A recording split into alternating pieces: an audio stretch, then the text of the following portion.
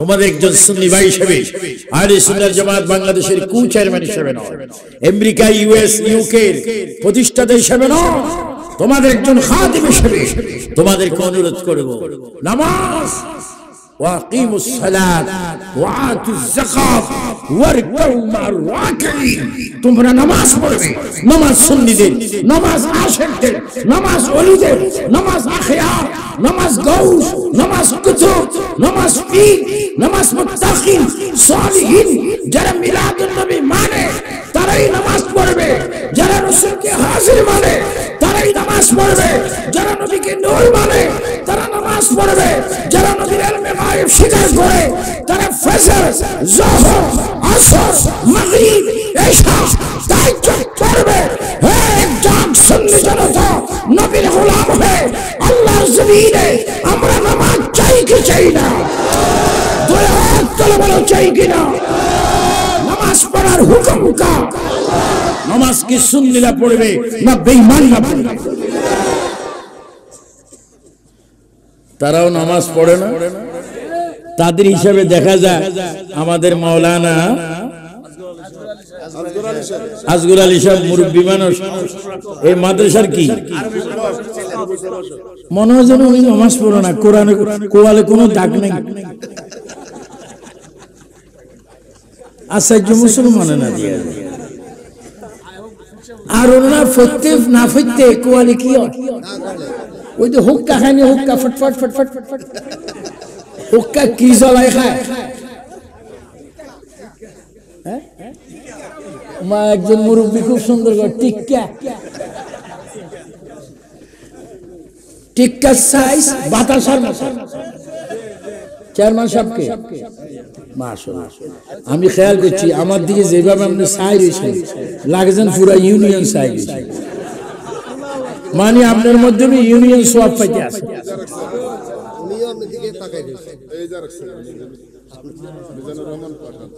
দুজন কি running chairman সাবেক হইলো, আদা হইলো, জাল জাদা।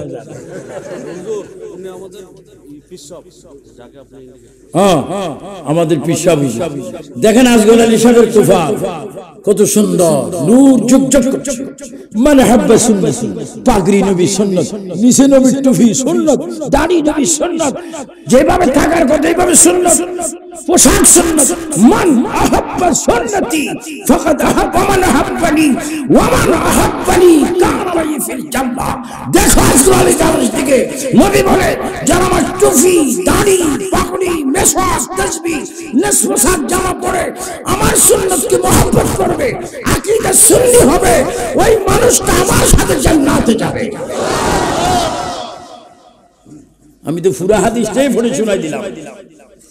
আর ওদের হুজুরদেরকে দেখবেন কোফাল ঐতিহাসিক আন্তর্জাতিক দুর্ঘটনা, কালা সে কালা, कैसा से ফেরেশতারা বলে অসুবিধা নাই, চিহ্নিত হয়ে গেছে, কবর আসবে না, মার মুয়ার ফুলে গেলাম। তাদের বড় বড় হুজুর 12 মাসে 11.5 মাসে চুল থাকে না। এগুলার নাম দিছি আমি ঐতিহাসিক লেভেল পার্টি। বড় আমরা তো মাথা কামাই, মক্কা শরীফকে আমার থেকে বেশি গেছো, আল্লাহ আমার 34 বার, আমরা তো কামাই, কিন্তু এটা 12 মাস। আর ওয়াহাবি হওয়ার একটা অভ্যাস, 12 মাস চুল থাকবে না। হ্যাঁ চুল জন্মতে দেন, চুলও অভিশাপ দিয়েছে তোর খোদার গজব পর্যন্ত। আমার একটু মুখও সাইতে যাচ্ছে, ওগুলো বাতিল হওয়ার লক্ষণ। গেডিও কি দাউদকান্দি ব্রিজের খাম্বা, ওমা আমি তোমাদেরকে ছাড়বো না তো, কারণ তোমরা যখন আমার নবীর বিরোধী শুরু করছো, তোমাদেরকে সাথ দেওয়া জানি না, করবো না। নবীর জন্য জীবন দেব, বলো নবীর জন্য জীবন দেব। আমরা জীবন দিতে রাজি আছি কিনা?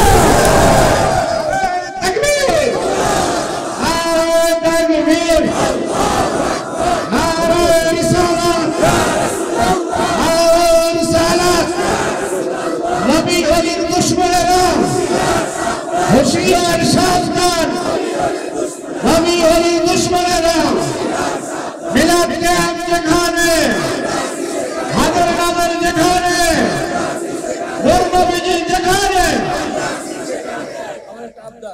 আবি সুফিয়ান আবিদ আল কাদেরীর নেতৃত্বে আজকের এই ময়দান থেকে আমরা বিশ্ব সুন্নি ইজতেমার ডাক দিতে চাই ইনশাআল্লাহ আল্লাহ যেন কবুল করে সবাই বলেন আমিন। একটু কথা 10টা প্রায় বাজে গেছে, আমি আশ্চর্য কথা মনে হচ্ছে যেন ফজর পর্যন্ত ওয়াজ করতে পারবো। আল্লাহ আল্লাহ আল্লাহ আল্লাহ আল্লাহ বলেন বলুন আল্লাহ আল্লাহ আল্লাহ। আমরা গুনাহ মাফ চাই কার কাছে? সর্বময় ক্ষমতার মালিক কে? গভীর মনোযোগ। এইভাবে সমস্ত নবী রাসূলের কবরে আমার নবীর নাম, সর্বশেষ একজন নবীর নাম বলবো। আমার এই কসুয়া থানার বিভিন্ন গ্রামে, বিভিন্ন ওয়ার্ডে, বিভিন্ন মহল্লায় যখন মানুষ মুসিবতে পড়ে, সকলে একত্রিত হয়ে চেয়ারম্যান সাহেবের পরামর্শ, ইমাম সাহেবের পরামর্শে, জ্ঞানী গুণী সরদারদের পরামর্শে একটা খতম পড়ায়। খতমে ইউনুস বড় খতম। কি খতম? সবাই একটু কয়েকবার বলেন লা ইলাহা ইল্লা আনতা সুবহানাকা ইন্নী কুনতু মিনাজ। আরেকবার বলেন মুসিবত দূর হয়ে যায়। লা ইল্লা আনতা সুবহানাকা ইন্নী কুনতু মিনাজ। আমি বাইরে একটা মজার কথা, যেমনি কিতাবে আছে তেমনি আমার বাস্তব লাইফ। হুজুর গাউসুল আজমের কথা এখানে আছে। 91-এ যখন আমি বগদাদ শরীফে গাউসে পাকের মাজার শরীফের ভিতরে আল্লামা জহিরউদ্দিন আব্দুর রহমান আল গিলানী আমাকে খেলাফত দিচ্ছিলেন।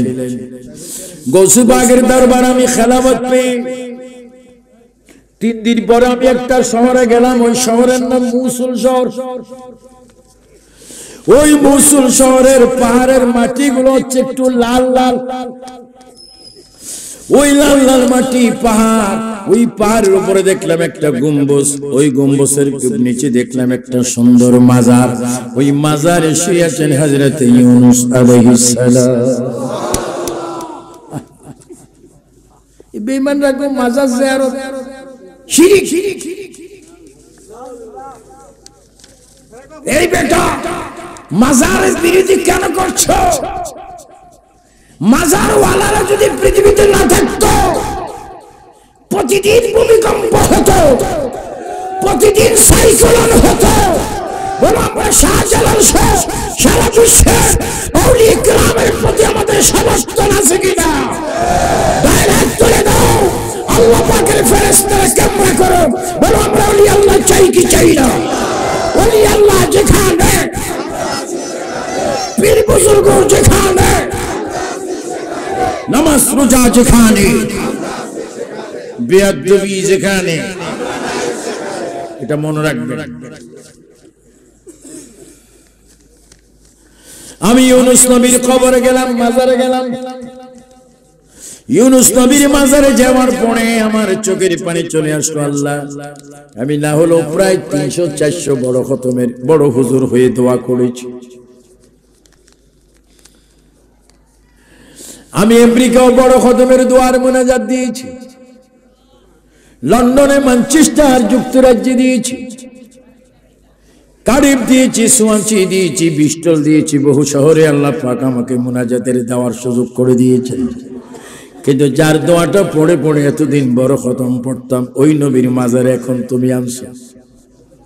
ওনার নাম হযরত ইউনূস আলাইহিস সালাম। আমি ইউনূস নবীর মাজার জিয়ারত করলাম।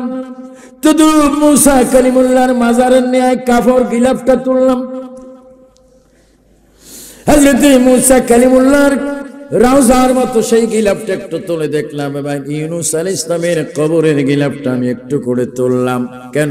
ওই ইউনূস এই খতম পড়ে পড়ে কোটি কোটি বিলিয়ন বিলিয়ন মানুষ মুসিবত থেকে নাজাত পায়, এই জন্য আপনার কবরটা একটু দেখি। আল্লাহু আকবার।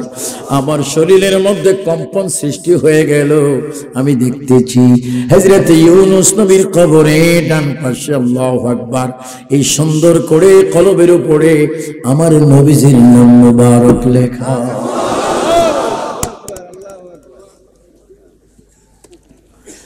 বাইরে আমার নবীর মর্যাদা কোথার বেঈমানরা টাইটেল পাস করে দাওরা পাস করে বুখারীর দোহাই দিয়ে আমার নবীর রওজার জিয়ারতকে বলে হারাম।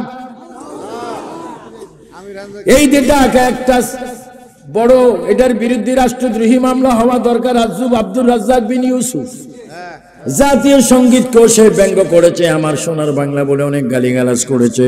সে বলেছে শাহজালাল গুলিস্তানের গোলাপ শাহ, ইন্ডিয়ার খাজা গরিব নামাজের কবরকে লাথি মারি ভাঙি দাও। এটা আব্দুর রাজ্জাক বিন ইউসুফের বক্তব্য এখনো আছে, ইউটিউবের মধ্যে পাবেন। হে সরকার, মাননীয় প্রধানমন্ত্রী বঙ্গবন্ধুর কন্যা, জানি না আল্লাহ কোন দিন বেজার হয়ে গজব শুরু হয়। যে সমস্ত বেঈমানরা বেয়াদবি করে আপনার নেতৃত্বে তাদের বিচার চাই। বলো বিচার চাই কি চাই না? বিচার করলে আমরা কি বেজার হব না খুশি হব? সর্বশেষ একটা কথা না বললে আমার ওয়াজটা মনে হয় কবুল হবে না। টাইম অনেক বরকত, আর দুই একটা কাজ আছে। রাসূল করিম সাল্লাল্লাহু আলাইহি ওয়াসাল্লাম সম্পর্কে বেশি অবগত হয়েছেন আল্লাহর পরে কে আপনারা জানেননি? তারা হচ্ছে মা এবং বাবা। এখানে মিলাদুন নবী প্রোগ্রাম প্রথম, আরো অনেক রকম অনেক বিষয় রয়েছে। যতজন ওলি আল্লাহর নাম রয়েছে প্রত্যেকজন ওলি আল্লাহ মানে নবীর মিলাদুন নবী করেছে। রাসূল করিমের আম্মা, ও মা জাতি, তোমাদের হাতে পায়ে ধরে বলবো তোমরা মাথায় কাপড় দিবে, 5 ওয়াক্ত নামাজ পড়বে, সুন্দর করে কণ্ঠ ছোট করে কথা বলবে, সুবহানাল্লাহ আলহামদুলিল্লাহ আল্লাহু আকবার জিকির করবে, তাসবিহ করবে। স্বামী থাকলে খেদমত করবে, না থাকলে পর্দা করবে, সুন্দর হয়ে কোরআন শরীফ পড়বে। কোনো মতে যদি তোমরা এইভাবে জীবন যাপন করতে পারো, আল্লাহর কসম রে মা বোনেরা, রাসূলের জননী বিবি আমেনার সাথে তোমাদের হাসর হবে,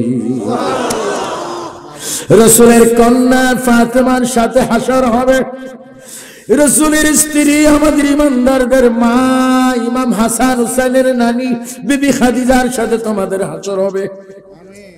ও মা বোনরা, তোমরা সুন্দর করে চলো, সুন্দর করে তোমরা একটু পর্দা করবে আমি অনুরোধ করি। রাসূল করিমের মা বলেন, মিলাদের খবর শোনো। আমি যখন আমার স্বামী খাজা আব্দুল্লাহর কক্ষে, খাজা আব্দুল্লাহ যখন আমি আমিনার কক্ষে ঢুকতেছিলেন, আসতেছিলেন, প্রবেশ করতেছিলেন, আমার স্বচক্ষে দেখতে পেলাম খাজা আব্দুল্লাহর কপালে একখানা নূর মুবারক।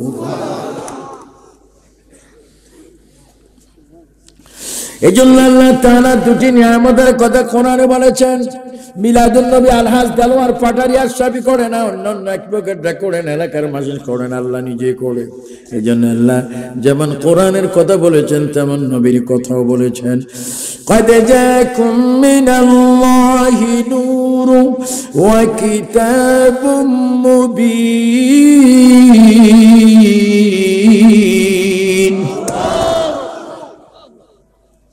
قد جاءكم এসেছে, আমার পক্ষ থেকে তোমাদের কাছে গিয়েছে, মিনাল্লাহি নূর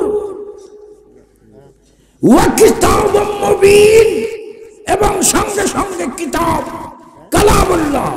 নবী এসেছেন 40 বছর আগে, কোরআন এসেছে 40 বছর পরে। 3 বার বলবেন নবী নূর না মাটি? সবাই বলছেন না, এমন ভাবে বলবেন শয়তান যেন ঠাস ঠাস করে জুতার বাড়ি। জোরে বলবেন নবী মাটি না নূর? আরেকটু জোরে বল যুবকরা, নবী কি মাটি না নূর? নবীকে নূর দ্বারা বানাইছে কে? পাঠাইছে কে?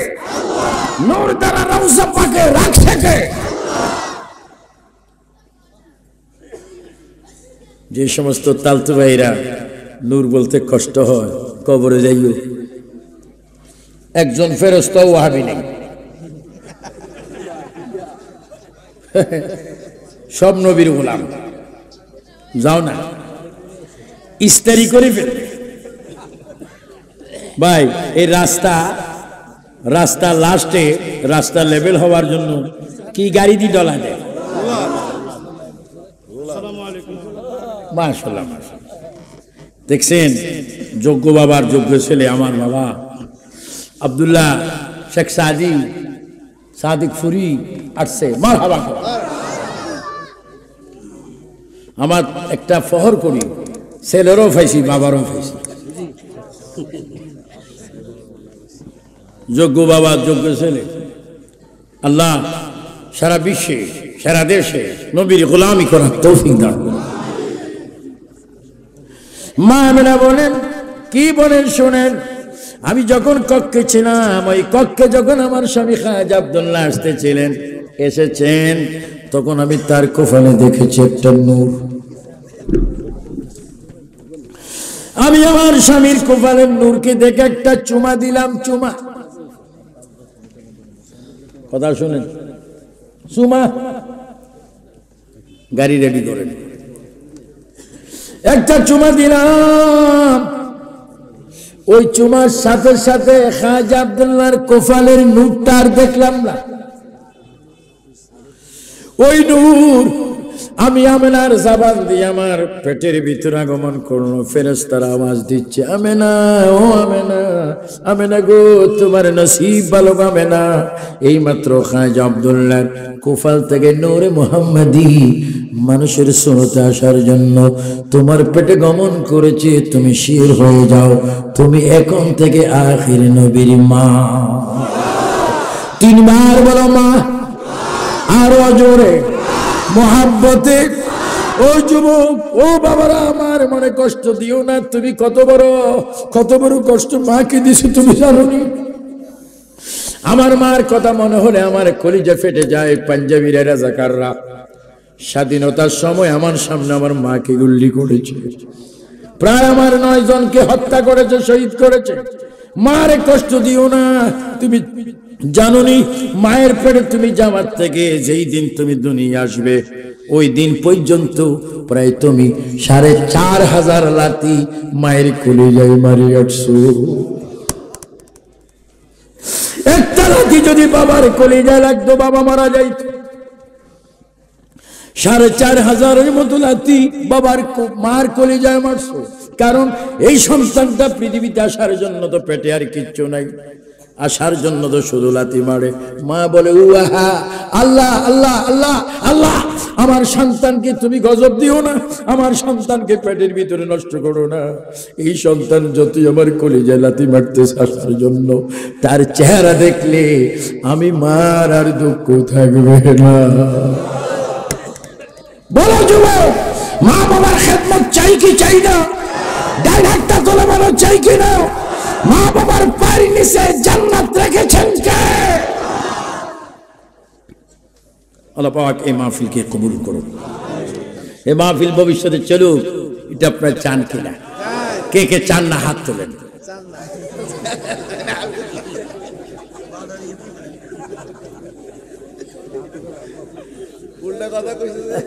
উল্টা কথা কইছি, এই জন্যই তো